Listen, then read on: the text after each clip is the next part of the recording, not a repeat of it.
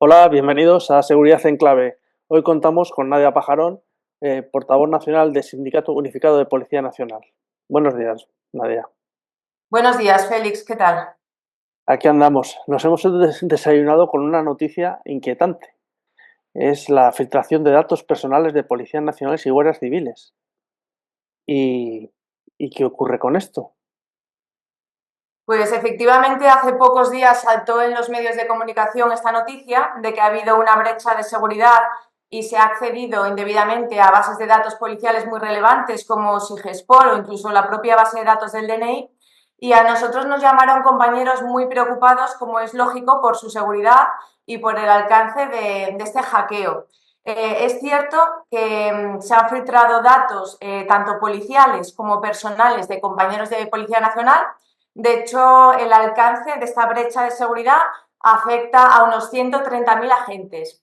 Esto viene a ser todos los agentes que nos encontramos en activo, prácticamente, desde el carnet profesional 14.000 hasta el 143.000, y también los jubilados y los que se encuentran en segunda actividad. Y además estamos hablando de datos tan sensibles como son el nombre y apellido, incluso el domicilio particular de los compañeros, el destino operativo y el carnet profesional. La filtración, para ser justos, hay que decir que aunque el revuelo mediático se haya producido hace aproximadamente 2 semanas, me parece, Ujú. el hackeo en realidad tuvo lugar hace más de 4 años. En concreto fue en febrero del año 2021 y acto seguido la Unidad Central de Ciberdelincuencia de Policía Nacional incluso procedió a la detención de ese autor, que era un famoso hacker que en aquel entonces era un menor de edad, Alcatel se hacía llamar.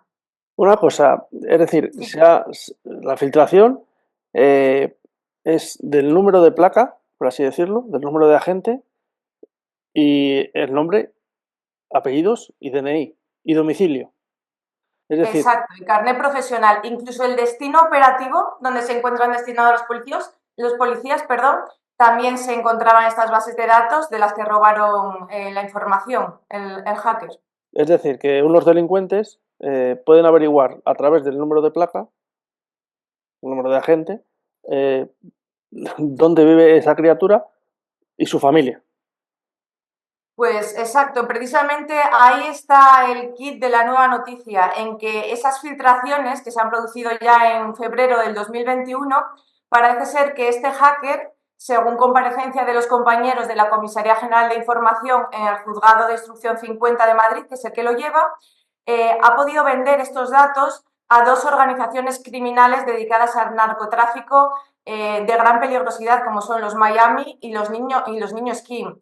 Entonces, todos los datos que estás diciendo es posible que hayan llegado a estos narcotraficantes y efectivamente sepan incluso los propios policías que han efectuado las detenciones de estos narcotraficantes o que incluso actualmente estén llevando a cabo investigaciones, pueden saber a través de sus carnes profesionales, porque el atestado el abogado de los malos siempre tiene acceso al atestado y ahí viene el carnet profesional con todos los policías que intervienen. Entonces, a través de los datos que se han filtrado, sí es cierto que pueden saber estos delincuentes dónde viven las personas que les han detenido, que les están investigando y por tanto supone un grave peligro, puede suponer un grave peligro tanto para ellos a nivel personal como para nuestras familias, incluso para el propio curso de las investigaciones de policía judicial, información.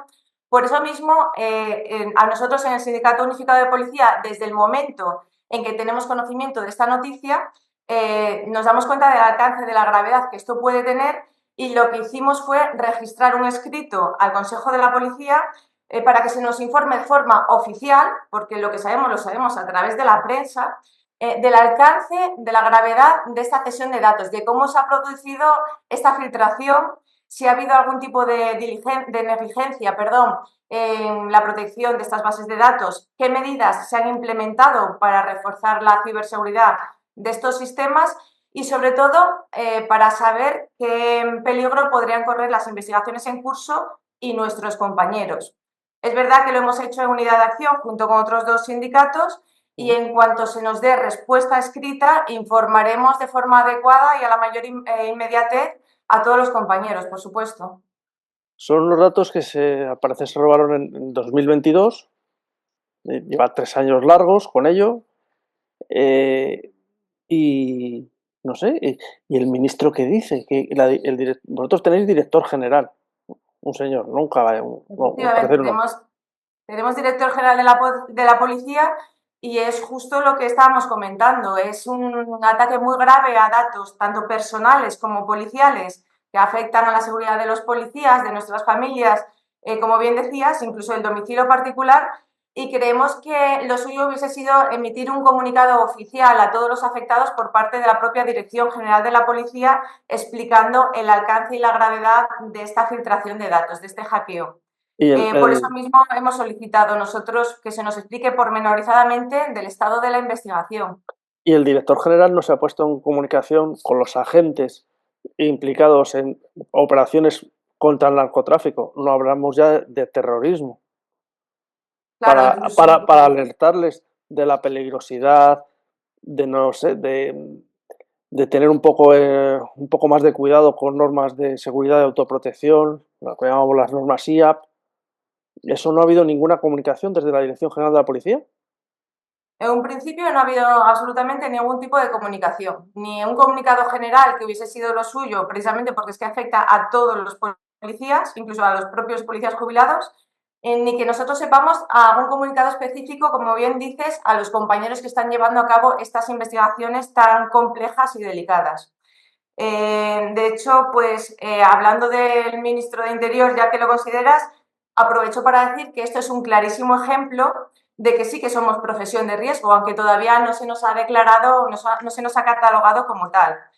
No solamente por el número de agresiones que sufrimos en las intervenciones y de la violencia de las mismas. Esto pone claro ejemplo pues, que un policía nacional, sobre todo los que se dedican a investigación Ujú. de crimen organizado, información, terrorismo, como bien decías anteriormente, pues que sus datos estén en manos del crimen organizado, sus datos de su propio domicilio, nombre, apellido, su teléfono, sus email, por supuesto que corremos mucho peligro. Y no se nos ha comunicado de forma oficial por parte de la Dirección General de la Policía. Es decir, que el director general de la Policía y el ministro de Interior y el presidente del Gobierno no consideran profesión de riesgo a quienes encabezan estas luchas, a la punta de flecha. Porque además, esta seguridad no solo es de los agentes, sino de sus familias, de sus hijos, venga, de sus hijas también. Efectivamente. Eso no se tiene en cuenta. Efectivamente, de hecho no se nos considera delito de riesgo cuando en muchas ocasiones va en contra nuestra o nos atacan o nos amenazan precisamente por ser policías nacionales, pero no se considera delito de odio porque no se nos considera colectivo vulnerable. Sin embargo, no tiene en cuenta nuestras familias, como Espera, espera, espera, como espera. bien dices. Perdona, Nadia, eso lo has dicho muy Sí, rápido. ¿Cómo, cómo, perdón. cómo? Muchas veces a los policías nacionales, por el hecho de ser policías nacionales, como se está viendo por desgracia incluso en Cataluña, País Vasco en su día, se nos amenaza, Ujú. se nos veja y se nos agrede. Sin embargo, eso no se considera delito de odio porque a los policías nacionales no se nos considera colectivo vulnerable. Pero, por ejemplo, en este caso, nuestras familias, un niño pequeño que va al colegio, las organizaciones criminales, por ejemplo, ahora tienen acceso a todos nuestros datos, podrían atacarles. Entonces sí que podrían ser considerados colectivos vulnerables, por ejemplo, nuestras familias, ya que nosotros pues no se nos considera como tal. Y sí que se podría considerar cara a futuro un delito de odio aquellos cometidos contra agentes de Policía Nacional o fuerzas y cuerpos de seguridad en general por delitos llevados a cabo contra ellos o contra sus familias por el hecho de ser policías nacionales. Oye, y esto se lo habéis explicado en el Consejo también. No, bueno, pero esto es sentido común. Esto ya tendríamos que acudir a la legislación, ¿Y cómo? a cambiar el Y, Código Penal y demás leyes vigentes. y explícame, ¿cómo este gobierno del Partido Socialista, de Sumar, que es comunismo, eh, no tiene en cuenta el delito de odio para una parte quizá importante de la población, una parte que les protege el culo, una parte que les protege, les da protección, les lleva, les trae a eventos particulares, a eventos oficiales, mientras duermen, a sus familias también.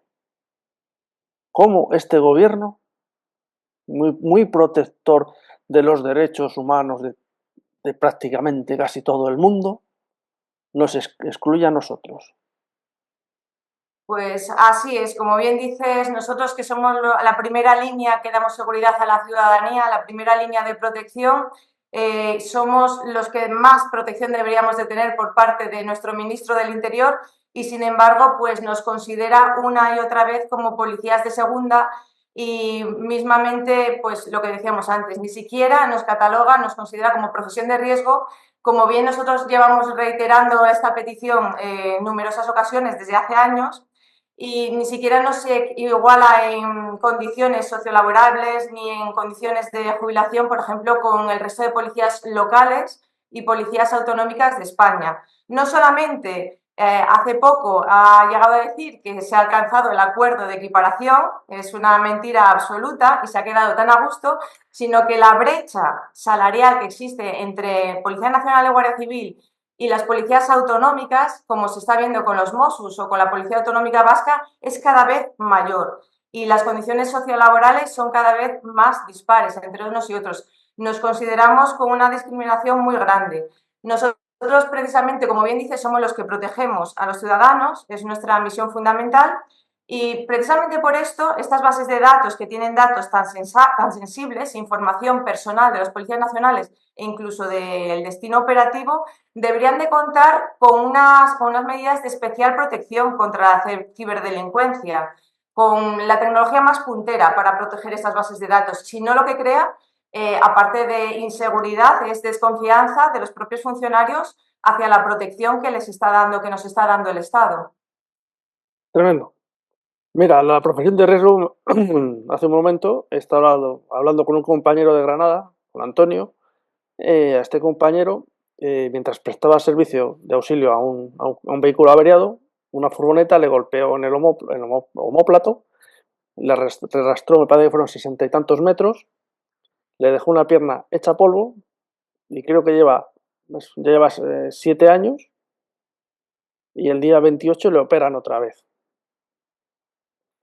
Él no es profesión de riesgo. Bueno, no era.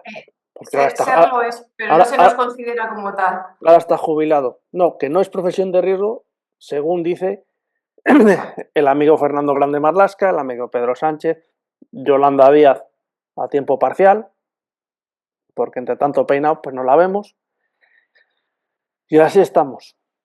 Y así estamos. ¿Cuándo tenéis otro? Claro, lo que conlleva la profesión de riesgo, en realidad, es lo que pedimos, es una jubilación digna, que se nos apliquen unos índices correctores de forma que nos podamos jubilar y además en unas condiciones económicas decentes, porque un policía hoy en día cuando se jubila tiene una gran pérdida adquisitiva con respecto a, por ejemplo, otros policías autonómicos. Pero y perdona, no solamente...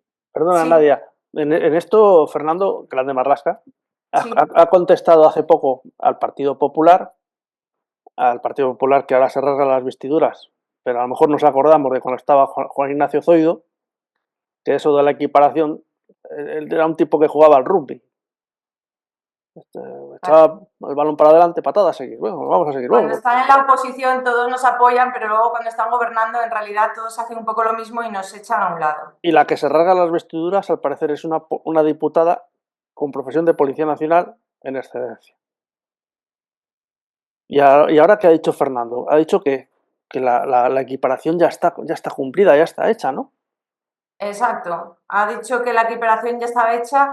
En realidad lo que se pedía en ese acuerdo de equiparación es que se creara una ley de retribución, una ley que supusiera que no hubiese ninguna diferencia económica entre todas las policías que trabajamos dentro de España. Es decir, el mismo trabajo, mismo salario, que no hubiera estas diferencias. No solamente no existe esa ley, sino que además, pues como te decía antes, cada vez es mayor la diferencia, el escalón que nos separa y nos deja por debajo del resto de policías en España, tanto autonómicas como locales.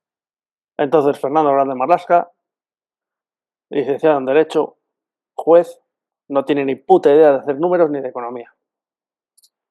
Nosotros sí que No, achacamos... perdón, sí que sabe hacer números. porque cuando hay que hacer numeritos para los policías de los mozos de escuadra y los exchanchas, para eso no falla. 2.000 millones para ellos y hasta luego, Lucas. Muy rico. Sí, señor. Sí que es cierto, ya que aludes al tema de juez, que él se debe saber mejor que nadie la legislación y también hablando del agravio comparativo con respecto a otros policías autonómicos, respecto a los Mossos de Escuadra recientemente, por ejemplo, han firmado un acuerdo en el que se hace una transferencia de competencias de inmigración o quieren o pretenden llevar a cabo este acuerdo de cesión de competencias de inmigración que le corresponde exclusivamente a fuerzas y cuerpos de seguridad del Estado, no autonómicos, y quiere cederla a los Mossos de Escuadra. Pues como bien dices, aludiendo un poco a su pasado en la judicatura, debería conocer la legislación y eso, dicho por él mismo y por el propio presidente de gobierno no hace mucho, es clara y manifiestamente inconstitucional. Ahora, de repente, no se puede achacar a un cambio de opinión porque lo que ha debido haber es un cambio de legislación y en realidad no se ha producido ese cambio de legislación. No ha habido ningún cambio de leyes desde que dijeron una cosa hasta hoy en día que dicen la contraria. Entonces, pues precisamente por eso nosotros pedimos al ministro Marlaska una y otra vez que defienda, para empezar, a las fuerzas y cuerpos de seguridad del Estado, que somos los que protegemos al pueblo, y sobre todo que defienda la legislación vigente. 7 años llevamos ya con este calvario de fulanos. Qué asquito. Fíjate, decías de las competencias. Hace pocos días ha salido la noticia de que quiere eliminar el SEPRONA y el GREIM, o sea, el Servicio de Protección a la Naturaleza y el rescate de esquí e intervención en montaña de la Guardia Civil en Cataluña. Muy bien, felicidades, ministro. No tienes ni puta idea. Primero, los agentes rurales no tienen la consideración de policía judicial. Los mozos de escuadra no tienen la experiencia, la capacitación y la formación para ejercer esas funciones de protección de la naturaleza en Cataluña, porque son de la Guardia Civil, espabilado. Incluso los alcaldes independentistas de esas zonas quieren que se quede el SEPRONA. O sea, increíble. Con lo cual, ministro, un aplauso, nueva cagada para ti. A ver, Nadia. es que efectivamente con respecto a la Guardia Civil lo que estás diciendo ocurre lo mismo que en Policía Nacional.